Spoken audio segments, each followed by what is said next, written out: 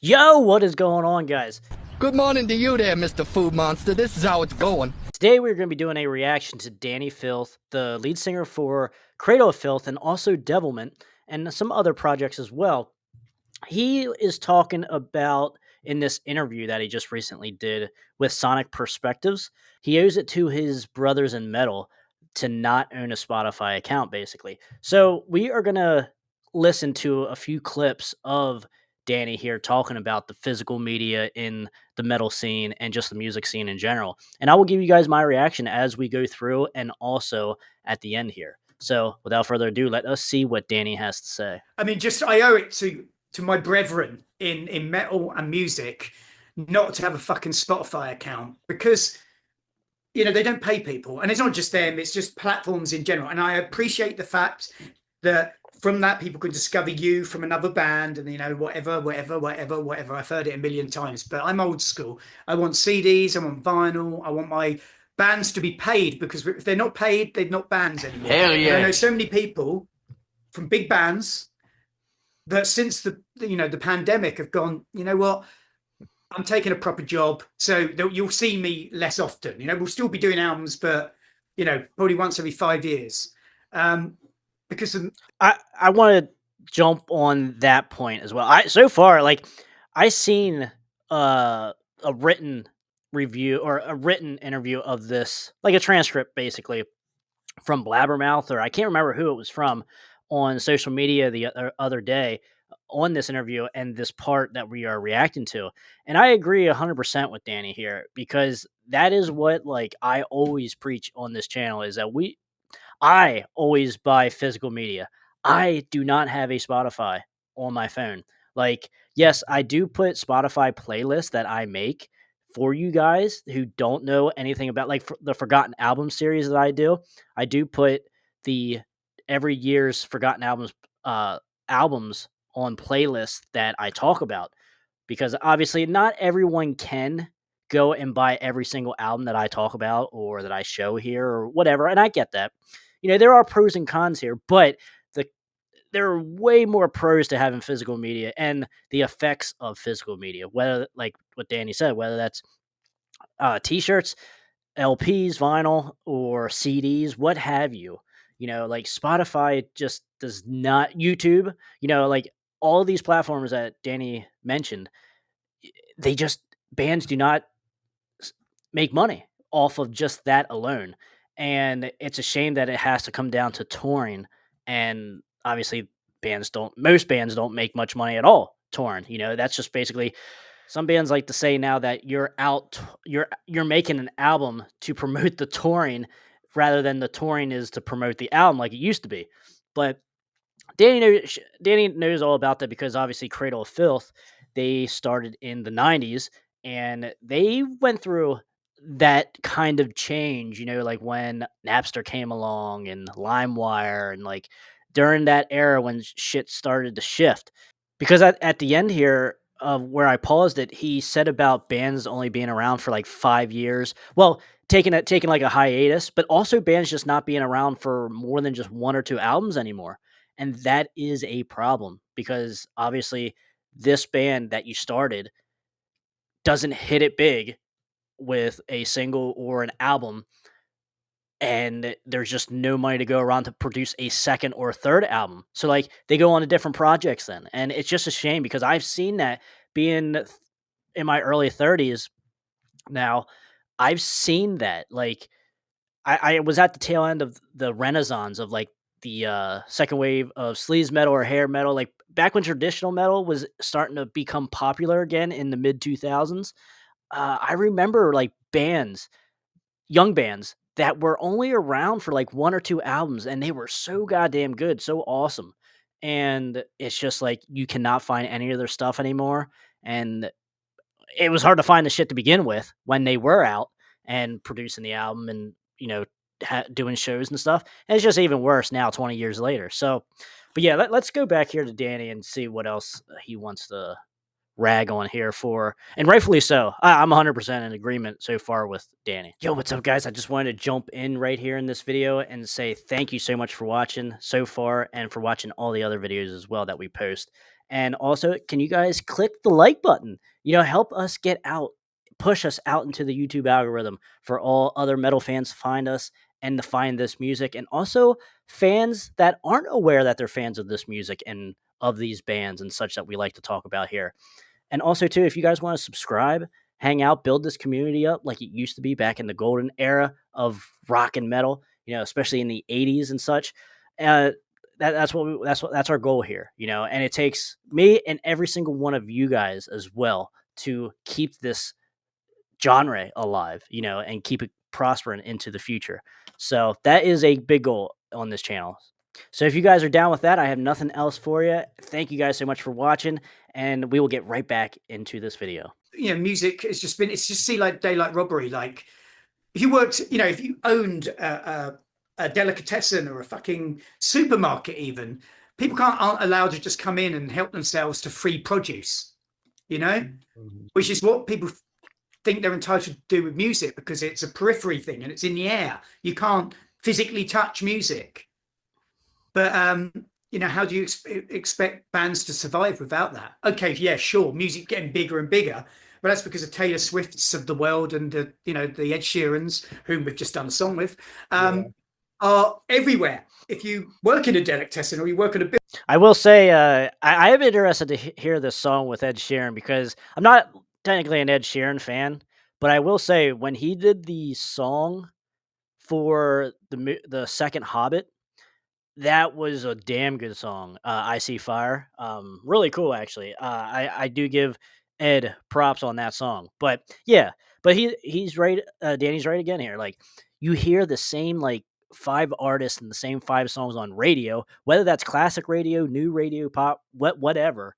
It's the same shit all the time, and it's like, yeah, no wonder you like these songs, because they're drilled in your skull nonstop multiple hours a day and every single day, and it's just horrible stuff. But yeah, let's keep going here. building site and you've got the radio on, chances are you can hear one of those two, or Beyonce or whatever, or Megan Thee Stallion within fucking 5 minutes of putting it on. And it's kind of a mind control, because you're adjusted to that. You remember those songs because that's all you hear.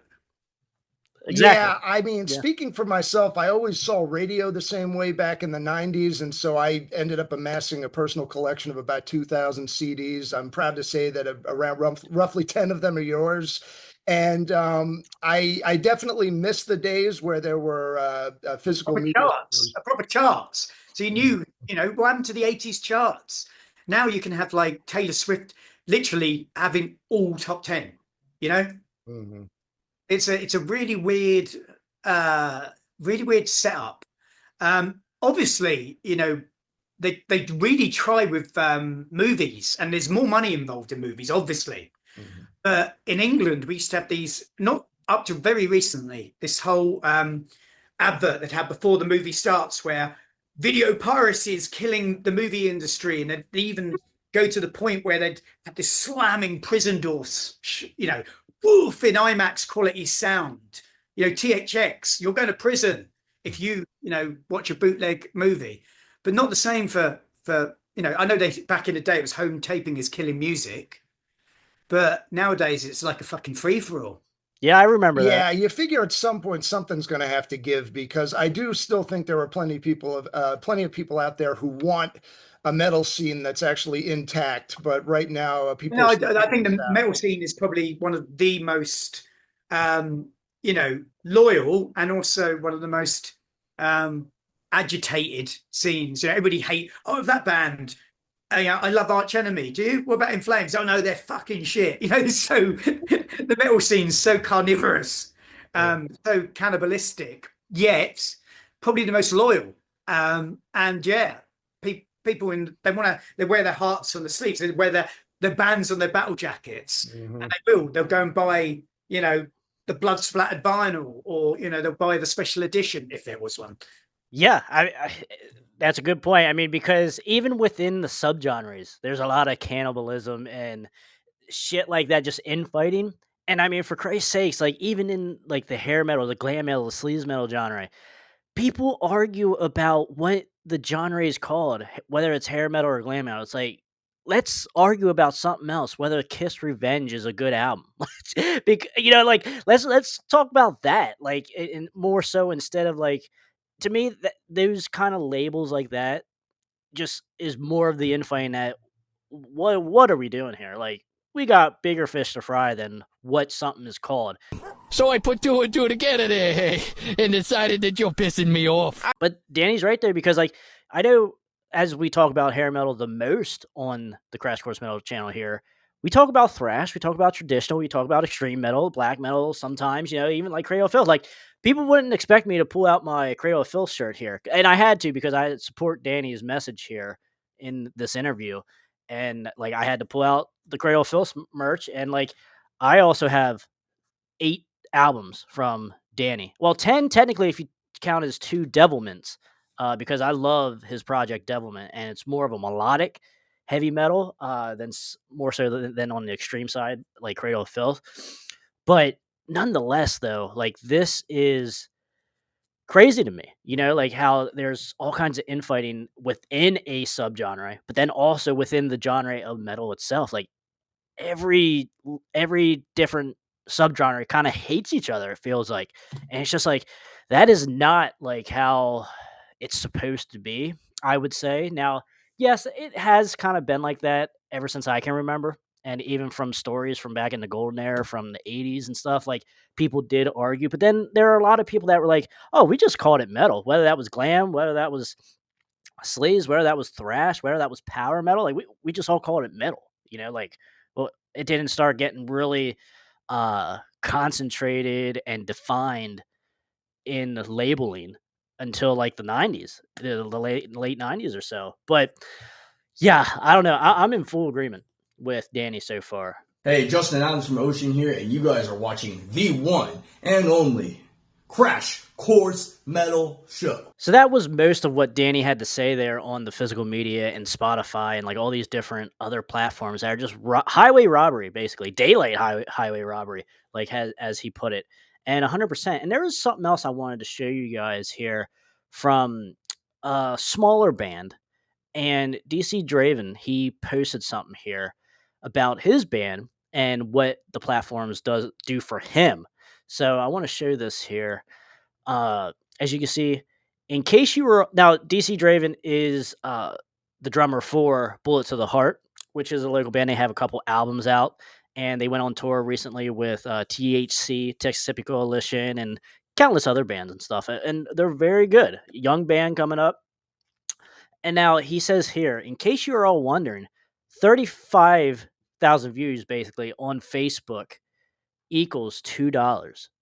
Now, I would kind of be interested to see what the YouTube would be, which I'm sure it's not much more. It's probably even like maybe 5 times more. I don't know. I don't know exactly how many 34,000 views would really get a band. Like I never seen like a band's analytics and specs and stuff like that on YouTube.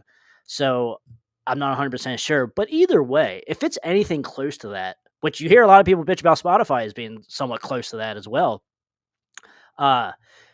It's just these bands are not going to last long by doing this for us, or just by doing for the fans, or just doing music. That's why you see bands release an album once every 8 years, just on this like a side project type deal.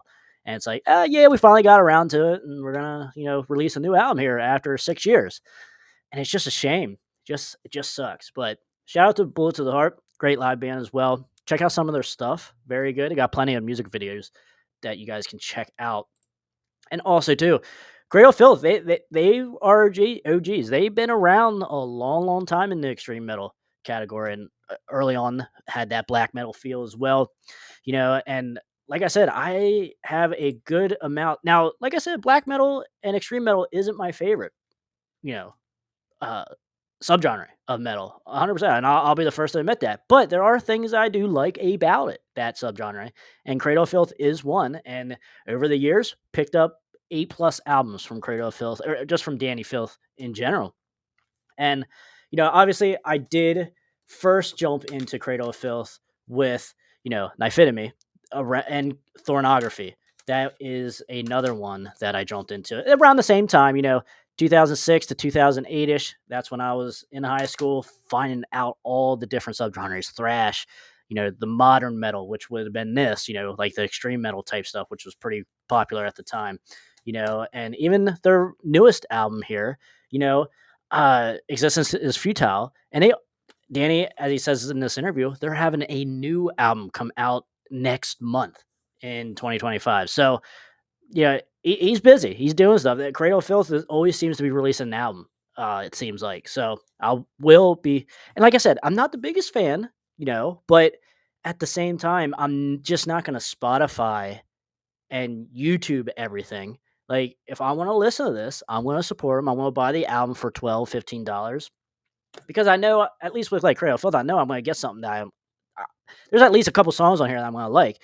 And if it's anything like Knife Enemy, that's even all the more plus, where I love almost everything off that album. So definitely, guys. And like I said, I don't own a Spotify account. Like, I don't ever listen to it now. And that's a shame because if I want to listen to Stolen Prayer or newer bands that just don't do physical media, which I get why they don't do physical media, because it costs a lot as a band. Like, if you're not signed, if you're not, have any backing whatsoever, it's hard to print 300, 500 CDs and some vinyl, especially vinyl. The best that a lot of people can do is just t-shirts or something, and that's what's crazy about it. And I don't fault any of the bands that say that they can't do physical, because that is the way of the industry now. That is the way of the scene, and it sucks. But that just takes away from people that do want to support you, because like I just don't go on Spotify and listen to Stolen Prayer. Yes, they are on my playlist, but like, I just don't get on Spotify to listen to it. And that's with a lot of other bands. I have their songs on the playlist as well, but I just don't get on to listen to them, to give them my 2 cents, basically. Basically, 2 cents is what will give what Spotify gives the bands and shit. So, like, and I don't know. And I cringe a lot when some of my buddies that say, "Oh yeah, I pay a subscription to Spotify," and I'm like, yeah. You with that bullshit. That just, it just annoys the hell out of me, because like, but then again, like me and a lot of other people that come on the channel here, and a lot of other fans, diehard fans, we have a sickness. We love collecting all of these albums. There's just no other way in my thought process of doing it, because when I was young, radio absolutely sucked. When I was 13 years old, I was like, well, that's a year worth of me listening to the radio here locally and stuff. And I was like, I am not listening to these same 10 songs for the rest of my life. Hell no. So then, ever since then, I started collecting everything that I listened to. So that's what started the sickness. But we like to say, we don't like to call it a sickness. We like to call it a love. But at the same time, there are a couple pros to Spotify and and YouTube and everything, because there are bands that you would have never found at the same time, because you can go looking and everything gets recommended to you. You can just find random shit. Total plus on that. Like, you don't have to rely on a total centralized media form to tell you what's cool, to tell you what's hip, to tell you what you need to be listening to at this moment. It goes by everything what you like, like, and I get that. That is a plus. It helps cipher through a lot of stuff too.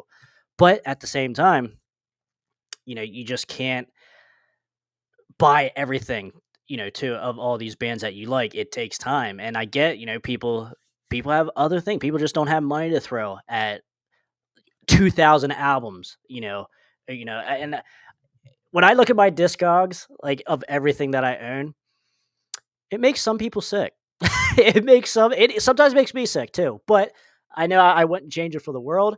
But at the same time, it's like, damn, like, you're a normal person, average music fan or metal fan even, like, wouldn't do it. So, there are pros and cons to it, but at the end of the day, you do need to support your favorite bands, bar none. Your favorite bands, you do have to support one way or the other, or they're just not going to be around anymore. It's as simple as that. It's pretty that black and white. Like support them. Chances of them sticking around are going to be a lot greater than you just lime wiring it or Spotifying it or just whatever, everything except buying the album, and it just hurts. At the same time, guys, let me know in the comments what you guys think about, because this is generally people do agree with that. You have to support the band on some level, whether that's t-shirts. Like some people just don't have a record player or maybe even a CD player now. I don't know. I mean, CDs somewhat are going out of style. Like there aren't even CD players in cars anymore, which is a goddamn shame. Maybe I will never buy a brand new car because of that. I don't know. But anyway, yeah, let me know in the comments what you guys think.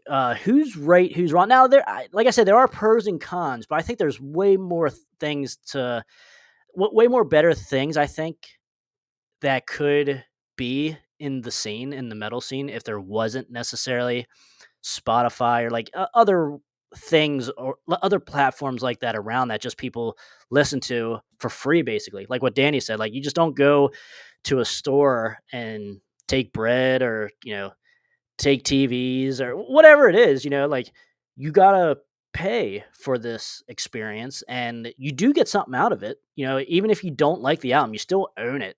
Like you still own the album. You can get rid of it or you can keep it, whatever, but you still get something out of it. Like it's just not nothing, I don't know. It's certainly strange that people don't get that. And then they wonder why that there isn't, why their favorite band isn't around anymore. What, like, oh man, oh man, I wish I had that life. They're millionaires, or they're making all kinds of money off the music and stuff. Not since 1991, guys. Basically, it's been like 30 plus years since you could really make that argument. And even then, like bands still owed a shit ton of money to the record labels and stuff like that. Like you had to be in the top 5% of bands to even probably make a decent living. A decent living to even live in California and such. So definitely, guys, let me know in the comments what you guys think on this topic. I think I pretty much said my piece. I mean, there are probably some other things I'll think about afterward. But thank you guys so much for watching the Crash Course Metal Show. Stay out of that collateral damage. And if you guys enjoyed this reaction, check out this video right here.